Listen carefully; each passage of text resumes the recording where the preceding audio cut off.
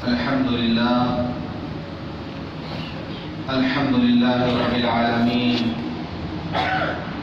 والصلاة والسلام على سيد الأنبياء والمرسلين وخاتم النبيين سيدنا محمد وآله وصحبه أجمعين، ومن تبعهم بإحسان ودعا بدعوتهم إلى يوم الدين. أما بعد،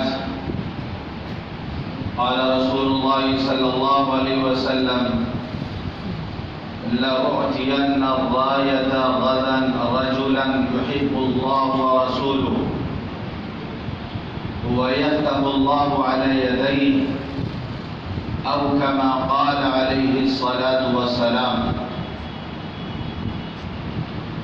محترم بزرگوں، دوستوں اور دینی بھائیوں، اللہ کا شکر ہے کہ اللہ تعالیٰ نے عمرے کی سفر میں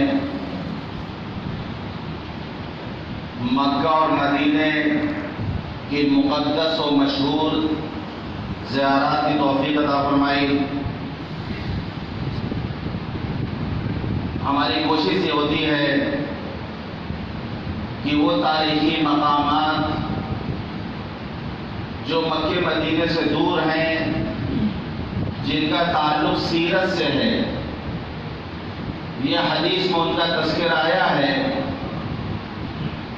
تو اس کو دیکھنے کی، وہاں تک پہنچنے کی کوشش ہوتی ہے. اس سے پہلے بھی جہاں جانا ہوا اس کا تذکرہ حضرات کے سامنے تفصیل سے کیا گیا. اس سفر میں بھی ہم لوگوں نے ایک لمبا سفر کیا تھا.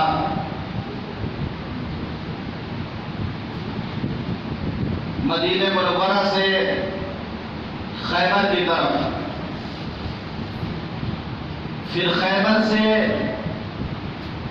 مدائن صالح گئے، جسے حجر کہا جاتا ہے. قرآن مجید میں اس کا تذکرہ بھی آیا ہے: کذبت اصحاب الحجر المرسلین. مدائن صالح کو اس کو کہا جاتا ہے. قوم سمود وہاں پر آباد تھی. 30ویں پارے میں اللہ فرماتا ہے سورہ فجر میں: وَثَمُودَ الَّذِينَ جَابُوا الصَّخْرَ بِالْوَادِ. ایک طویل سفر تھا یہ. تقریباً ہم لوگوں نے 800-850 کلومیٹر کا سفر کانٹے کو طے کیا. 200 کلومیٹر کا سفر اس طرح ہوا کہ صحرا کا سفر تھا. راستے میں کوئی پیٹرول پمپ نہیں، کوئی ہوٹل نہیں، کوئی دکان نہیں، کوئی بستی نہیں، صرف پہاڑ اور میدان. 200 کلومیٹر کا سفر ایسا ہوا. ظہر سے پہلے ہم لوگ روانہ ہوئے. مدینہ منورہ سے 7 لوگ تھے. ایک گاڑی کرائے پر لی گئی، اور اچھی بات یہ کہ ڈرائیور جو ملا بڑا تجربہ کار تھا اور بڑا دلچسپ تھا. بہت دلچسپ ڈرائیور تھا اور بہت تجربہ کار تھا. وہ پہلے وہ تمام جگہ جا چکا تھا. ورنہ ہوتا ایسا ہے کہ آدمی کہیں زیارت کے لیے جاتا ہے اور جو ڈرائیور ہوتا ہے پہلے وہ دیکھا ہوا نہیں ہوتا، تو اس میں وہ مزہ نہیں آتا. مزہ ہوا ڈرائیور ہو اور گھوما ہوا ہو اور دیکھا ہوا ہو تو پھر اس کو دکھانے میں مزہ آتا ہے. 7 لوگ روانہ ہوئے ظہر سے پہلے، اور ہماری پہلی منزل تھی خیبر. خیبر کا تذکرہ ہم نے کتابوں میں پڑھا. خیبر کا تذکرہ ہم نے سیرت کی کتاب میں پڑھا. خیبر کا تذکرہ حدیث میں ملا. نام سنتے تھے خیبر کا، خیبر کے قلعے کا نام سنتے تھے، اشعار میں سنتے تھے کہ قاری صدیق صاحب نے کہا اسلام کا جھنڈا ہاتھ میں لے کر حیدر آگے بڑھتے ہیں، اسلام کا جھنڈا ہاتھ میں لے کر حیدر آگے بڑھتے ہیں، خیبر جا کر قبضہ کرنا سب کے بس کی بات نہیں۔ آخر وہ کیسا قلعہ رہا ہوگا کہ سب کے بس کی بات نہیں تھی کہ اس کو فتح کرتا۔ ایک جستجو تھی، ایک تمنا تھی کہ ان قلعوں کو دیکھا جائے۔ خیبر مدینہ منورہ سے تقریباً 165 کلومیٹر دور ہے۔ مدینہ منورہ سے 165 کلومیٹر دور ہے۔ سب سے پہلے آپ یہ جان لیں کہ حضور پاک صلی اللہ علیہ وسلم جب ہجرت فرما کر مکہ مکرمہ سے مدینہ منورہ تشریف لے گئے تو آپ کے دو بڑے دشمن تھے وہاں پر، ایک منافق اور دوسرے یہودی۔ یہودیوں کا 3 بڑا قبیلہ تھا مدینہ منورہ میں، قبیلے بنو قینقاع، قبیلے بنو قریظہ اور قبیلے بنو نذیر۔ یہ 3 یہودیوں کا مشہور قبیلہ تھا مدینہ منورہ میں۔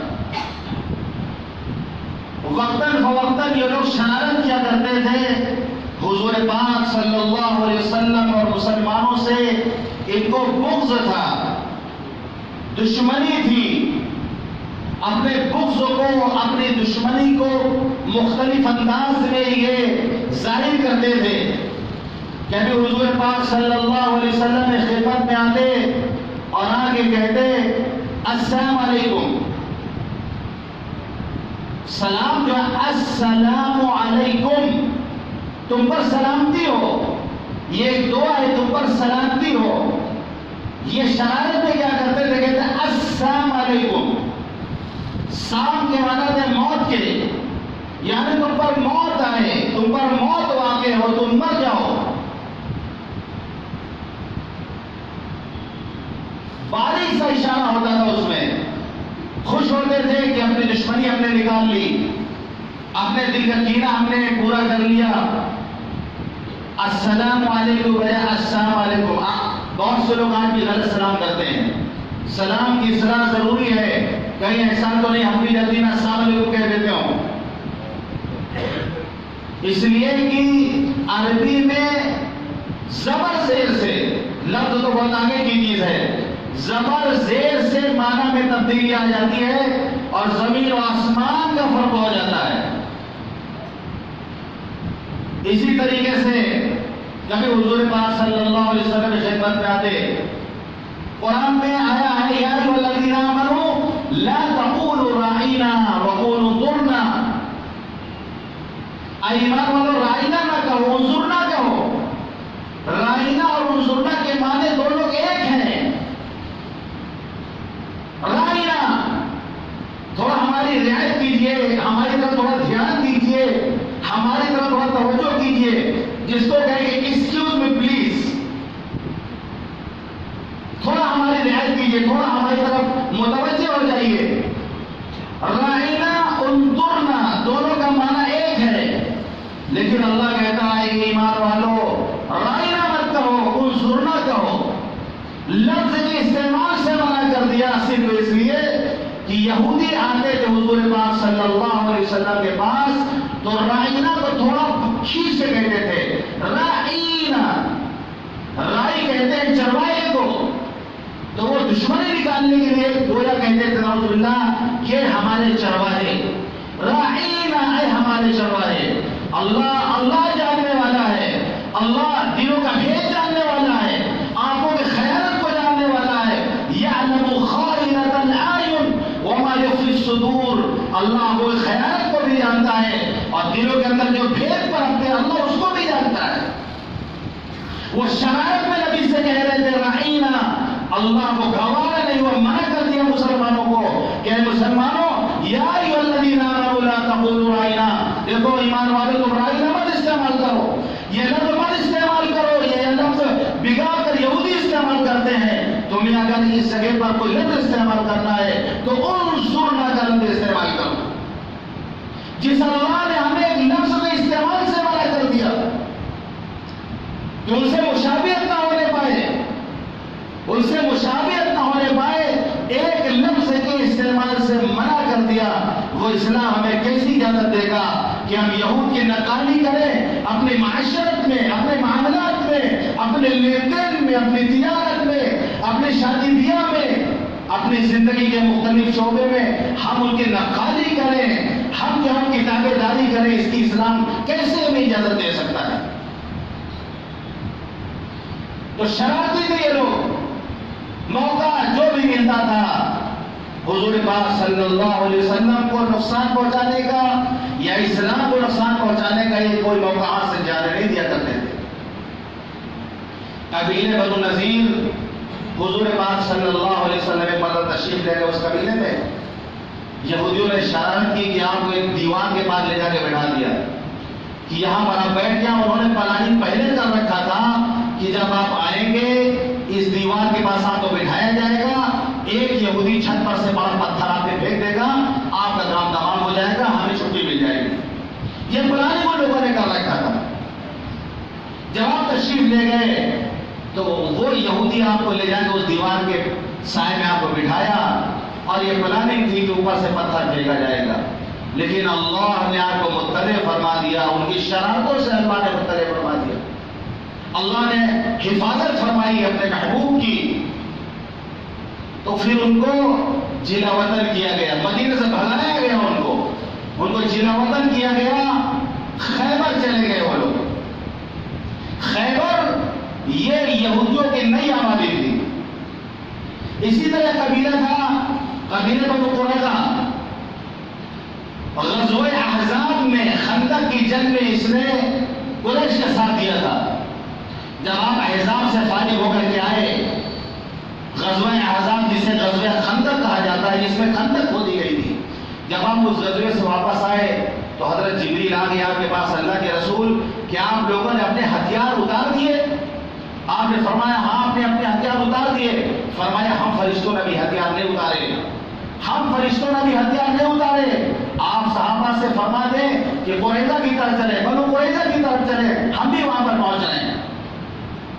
پھر آپ نے منادی کو بھیجا، اعلان کیا کہ سب لوگ اثر تک قبیلے بنو قریظہ پہنچ جائیں۔ جب آپ وہاں پر پہنچے، محاصرہ کر لیا اس قبیلے کا، ایک مہینے تقریباً ایک مہینے آپ نے محاصرہ کیا، تنگ آ کر انہوں نے جو ہے معاہدہ کیا اور جو ہے شرط رکھی، معاہدہ کیا اور یہ کہا کہ سعد بن معاذ جو فیصلہ ہمارے بارے میں کر دیں گے ہم اس کو مان لیں گے۔ حضرت سعد بن معاذ رضی اللہ عنہ بڑے جلیل القدر صحابی ہے، قبیلے اوس کے سردار تھے، تو ان کے قبیلے میں اور قبیلے بنو قریظہ میں دوستی تھی پہلے زمانے جاہلیت، اس لیے ان لوگوں نے پسند کیا کہ ہمارے قبیلے کا دوست ہے سعد بن معاذ، تو ہمارے حق میں فیصلہ کریں گے۔ حضرت سعد بن معاذ نے فیصلہ کیا اللہ کے رسول جتنے مرد ہیں سب کو قتل کر دیا جائے، عورتوں بچوں کو غلام بنا لیا جائے، جو مال ہاتھ آئے اس کو مال غنیمت کی طرح بانٹ دیا جائے۔ اللہ کے رسول پاک صلی اللہ علیہ وسلم نے فرمایا کہ انہوں نے بالکل صحیح فیصلہ کیا۔ یہ فیصلہ توریت میں بھی تھا اور یہودی جانتے تھے کہ یہی فیصلہ ہونے والا ہے، کیونکہ تورات میں یہی فیصلہ لکھا ہوا تھا کہ اگر کوئی جنگ کرے یا جنگ کی سازش کرے تو توریت میں یہ حکم تھا ان کے لیے، یہودیوں کے لیے یہ حکم تھا کہ مردوں کو قتل کر دیا جائے اور بچوں کو غلام بنا لیا جائے، مال کو مال غنیمت میں تقسیم کر دیا جائے۔ تو حضور پاک صلی اللہ علیہ وسلم کے پاس کہلا بھیجا کہ کسی آدمی کو بھیج دیں آپ، ہم اس سے رائے مشورہ کر لیں۔ تو حضرت ابو لبابہ رضی اللہ عنہ حضور پاک صلی اللہ علیہ وسلم نے بنو قریظہ بھیج دیا کہ چلے جاؤ۔ جب وہ وہاں پہنچے تو عورتیں بچے بلک بلک کر رونے لگے ان کو دیکھ کر، ان کو ترس آ گیا اور انہوں نے بتا دیا، اشارے سے بتا دیا کہ یہ فیصلہ تمہارے بارے میں ہوا ہے، کاٹ دیا جائے مردوں کو۔ اب ان لوگوں کو نہیں پتا تھا، ان کی زبان سے نکل کے حضرت ابو لبابہ کے یہ فیصلہ ہوا ہے۔ فوراً انہیں احساس ہوا کہ میں نے تو خیانت کر دیا، یہ مجھ سے کیا ہو گیا، یہ راز تھا، یہ راز کی چیز تھی، میں نے بتا دی ان لوگوں کو۔ وہاں سے واپس آئے تو اپنے گھر نہیں گئے، سب سے پہلے مسجد نبوی گئے اور مسجد نبوی کے ستون سے اپنا کو باندھ دیا انہوں نے، جا کے باندھ دیا کہ جب تک اللہ توبہ قبول نہیں کرے گا حضور پاک صلی اللہ علیہ وسلم خود اپنے دست مبارک سے رسی نہیں کھولیں گے، ہم اسی طرح بندے لے کے آتا بندے بھی کہتے حضرت ابو لبابہ اللہ تعالیٰ نے توبہ قبول کی قرآن کی آیت نازل ہوئی وآخرون اعترفوا بذنوبهم خلطوا عملا صالحا وآخر سیئا، بعض وہ لوگ ہیں جنہوں نے اپنے گناہوں کا اعتراف کیا تو اللہ نے ان کی توبہ قبول کی، حضور پاک صلی اللہ علیہ وسلم نے ان کو کھول دیا ان کی رسی کو۔ وہ جگہ مسجد نبوی میں آج بھی موجود ہے، مشہور ہے، ریاض الجنہ میں ایک کھمبا ہے، ایک پلر ہے جسے کہا جاتا ہے استوانہ ابو لبابہ، جسے کہا جاتا ہے استوانہ توبہ، کیونکہ وہاں پر حضرت ابو لبابہ کی توبہ قبول ہوئی تھی، اس لیے وہاں پر لوگ نماز پڑھتے ہیں، دعا مانگتے ہیں کہ صحابی رسول حضرت ابو لبابہ کی توبہ یہاں قبول ہوئی، ہم لوگ بھی گنہگار ہیں یہاں پہ آ کے توبہ کریں گے تو اللہ ہماری بھی توبہ قبول کرے گا۔ وہ جگہ مشہور ہے استوانہ ابو لبابہ، استوانہ توبہ کے نام سے ابھی بھی ریاض الجنہ میں وہ کھمبا موجود ہے اور اس پر عربی میں لکھا ہوا ہے۔ تو قبیلہ بنو قریظہ کا معاملہ یہ ہوا، یہودی جو بھاگتے تھے مدینے سے وہ خیبر جا کے آباد ہوتے تھے۔ تقریباً کتابوں میں جو ملتا ہے سیرت کی کتابوں میں کہ 25,000 جنگجو یہودی خیبر میں جمع ہوئے تھے جا کر، اور وہاں سے شرارت کر رہے تھے، اسلام کے خلاف، مسلمانوں کے خلاف لوگوں کو بہکاتے تھے، یہاں تک کہ محرم کے آخر مہینے میں حضور پاک صلی اللہ علیہ وسلم 1400 صحابہ کرام کے ساتھ، صرف 1400 صحابہ کرام کے ساتھ آپ مدینہ منورہ سے روانہ ہوئے۔ صرف ان صحابہ کو آپ نے اپنے ساتھ دیا تھا جنہوں نے حدیبیہ میں درخت کے نیچے بیعت کیا تھا۔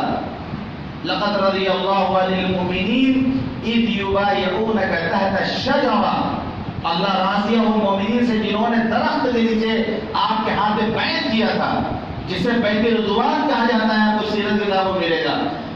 جن صحابہ نے بیعت کیا تھا بیعت رضوان، انہی صحابہ کو آپ نے اپنے ساتھ دیا۔ 1400 صحابہ کو لے کر کے آپ مدینہ منورہ سے خیبر کی طرف روانہ ہوئے۔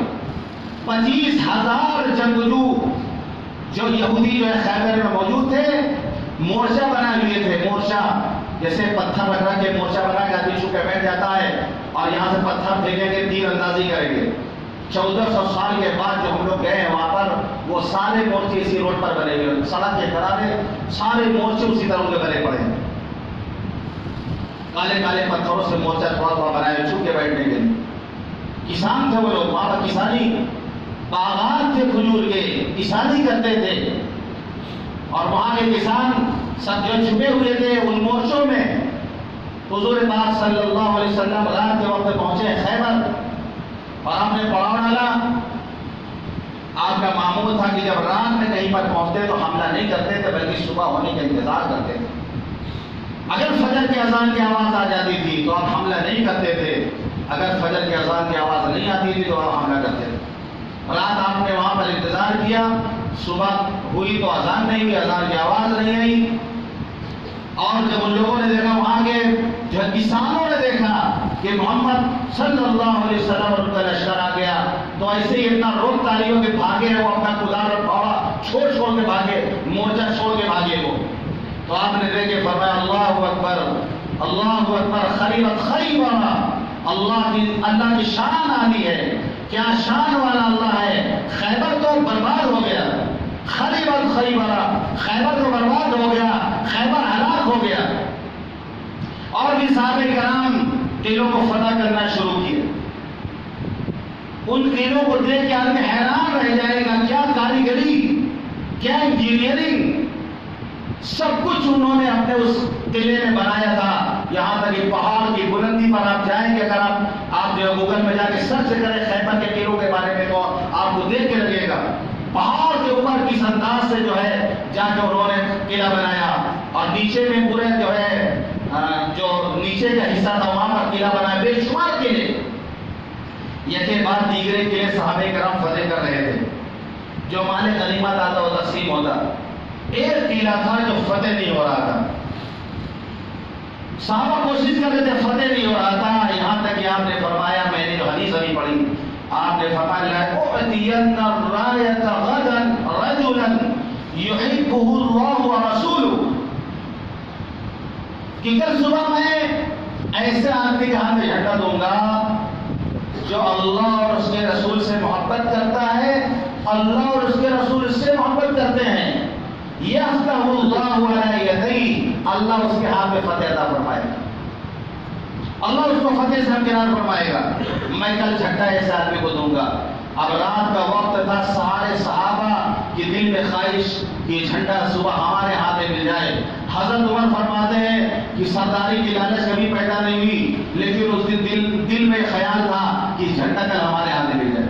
بڑے بڑے صحابہ میں منتظر کہ صبح ہو، اور وہ رات اللہ بہتر جانتا ہے صحابہ نے کیسے گزاری ہوگی کہ صبح میں جھنڈا کس کو ملتا ہے، کیونکہ یہاں پر یہ فرمایا گیا کہ جھنڈا ایسے آدمیوں کو دوں گا جو اللہ رسول سے محبت کرتا ہے، اللہ اور اس کے رسول سے محبت کرتے ہیں، اور اللہ اس کے ہاتھ میں فتح عطا فرمائے گا۔ یہ بشارت ہے ساتھ میں۔ صبح ہوئی، آپ تلاش کر رہے ہیں، صحابہ گردن اٹھا کے دیکھ رہے ہیں کہ حضور پاک صلی اللہ علیہ وسلم دیکھ لیں ہمیں، ہم نظر آ جائیں، ہمیں بلا لے۔ سب دیکھ رہے ہیں اٹھ کر، جس کو حضور تلاش کر رہے وہ نظر نہیں آ رہا، وہ نظر نہیں آ رہا جسے آپ تلاش کر رہے ہیں، آپ گھوم گھوم کر دیکھ رہے ہیں۔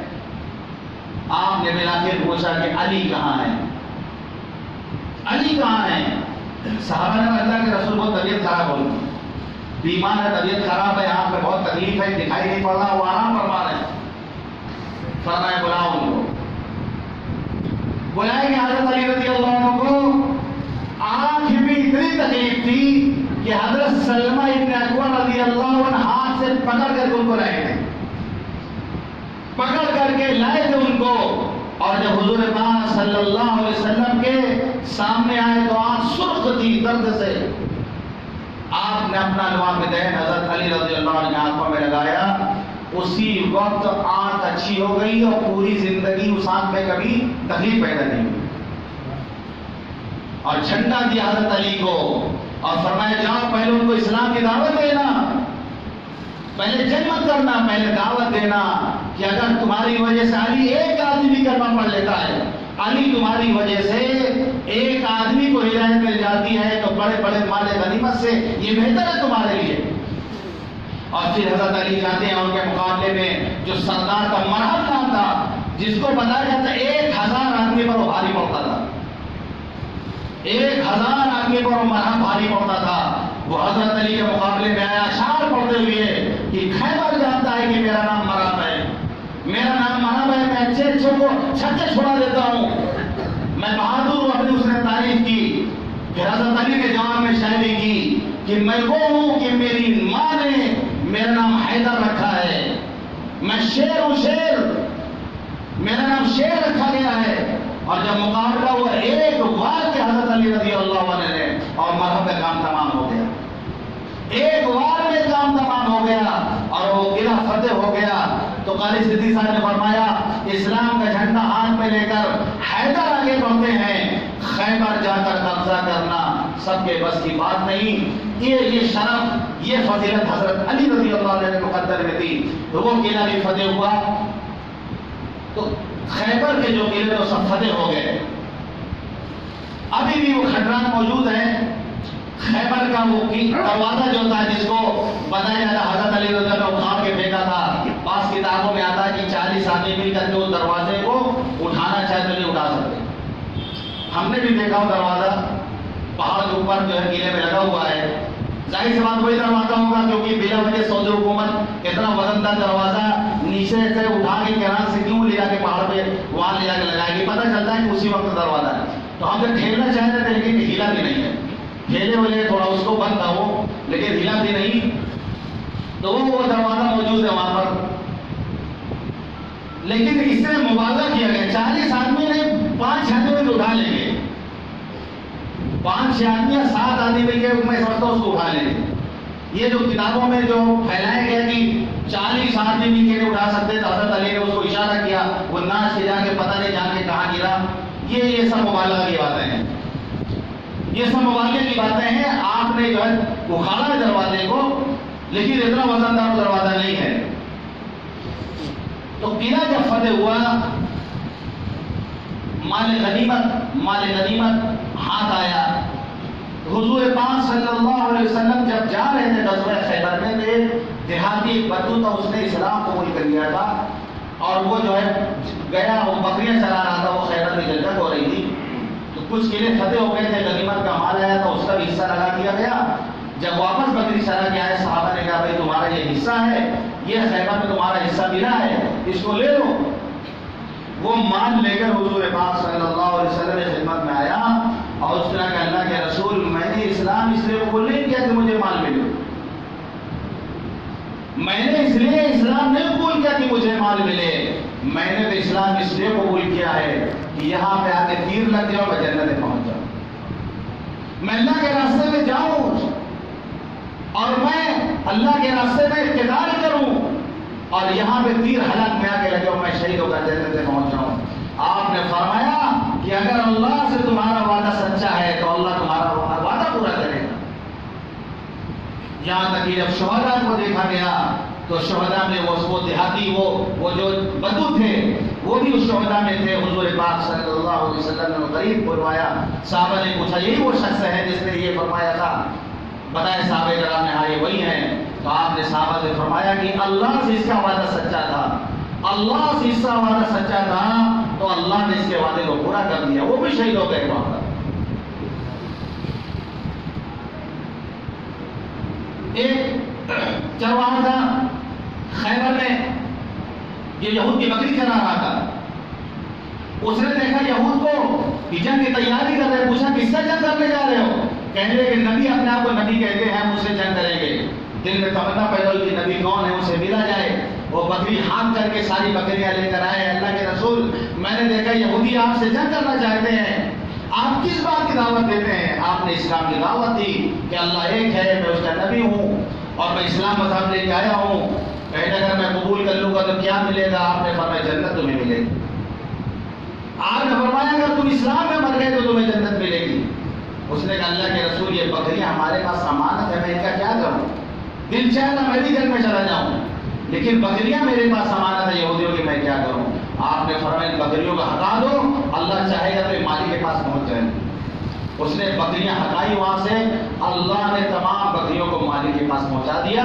مالک نے جان لیا کہ میرا غلام مسلمان ہو گیا، اور پھر وہ آگے بڑھا، آگے بڑھ کر کے جنگ میں اس نے حصہ لیا اور شہید ہو گیا۔ آپ نے فرمایا کہ میں نے دو حوروں کو اس کے سرحانے دیکھا، میں نے دیکھا دو حوریں اس کے سرحانے بیٹھی ہوئی ہیں اور جنت میں پہنچ گیا، اور اس نے ایک سجدہ بھی نہیں کیا تھا۔ اسلام قبول کرنے کے بعد ایک وقت کی نماز پڑھنے کا موقع نہیں ملا، شہید ہو کے سیدھا جنت میں چلا گیا۔ تو بعد میں صحابہ حضرت بولے نا اپنے شاگردوں سے سوال کرتے تھے کہ وہ شخص کون تھا جس نے اسلام میں ایک سجدہ بھی نہیں کیا اور جنت میں چلا گیا؟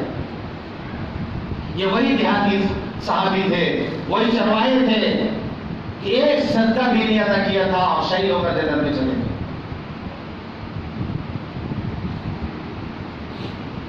وہاں پر جو ہے کھجور کے باغات، ابھی بھی باغات موجود ہیں، پرانے پیڑ ہیں، بہت پرانے پیڑ وہاں پر۔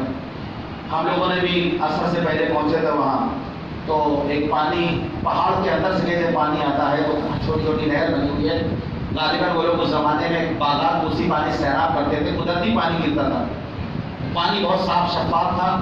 ہم لوگوں نے عصر کے لیے وضو کیا وہیں پر، اسی پانی سے وضو کیا۔ مسجد بند پڑی ہوئی تھی، اسی وادی میں ایک مسجد تھی، پتہ نہیں لوگ نماز کب پڑھے ہوں گے یا پڑھ رہے ہوں گے۔ ہم لوگوں نے کھولا سلام کر کے، کیونکہ ڈرائیور نے پہلے بتا دیا تھا کہ یہاں جنات لوگ رہتے ہیں، اور لگا بھی کہ واقعی سناٹی جگہ قلعہ سب بنا ہوا ہے، انسان جب یہاں نہیں رہتے۔ صرف ہم 7 لوگ وہاں سے جو گئے تھے، 8واں کوئی وہاں نہیں تھا اللہ کے علاوہ، کوئی جاتا نہیں وہاں پر، اور منع بھی ہے جانا، پولیس آ جاتی ہے۔ ہم لوگوں کے لیے پولیس آ گئی تھی، آپ قلعے پر چڑھیں گے پولیس آ جائے گی، لیکن پولیس والوں نے دیکھا کہ بہت صحیح عقیدہ والے لوگ ہیں، یہ تو دروازے کو چوم نہیں رہے، یہ سجدہ نہیں کر رہے ہیں، ورنہ تو لوگ جا کے یہی دروازہ تو نے بندے کیا تھا، جا کے دروازے جا کے یہی بات نہیں پڑے تھے، وہی سجدہ میں گر جائیں گے۔ جا کے جان رہے تھے کہ ہمارے عقیدہ والے لوگ آئے، اس لیے ٹچ نہیں کیا ان لوگوں نے۔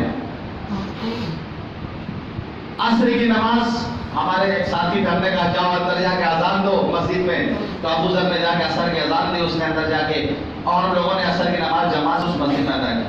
تو بتایا اس نے کہ یہاں جنات رہتے ہیں سب، کیونکہ قلعے سے پہلے دکانیں بنی ہوئی تھی، لگا کہ جگہ تو پرانی لیکن رنگائی کھدائی سے لگا کہ اس کو مینٹین کیا گیا ہے بعد میں۔ تو اس نے کہا کہ جب لوگ زیارت کے لیے آتے تھے کچھ لوگوں نے سوچا دکان کھول لے یہاں پر، وہ اچھے مینٹین کر کے اس کو دکان کھولا، جناتوں نے اتنا پریشان کیا دکان بند کر کے سب بھاگ گئے۔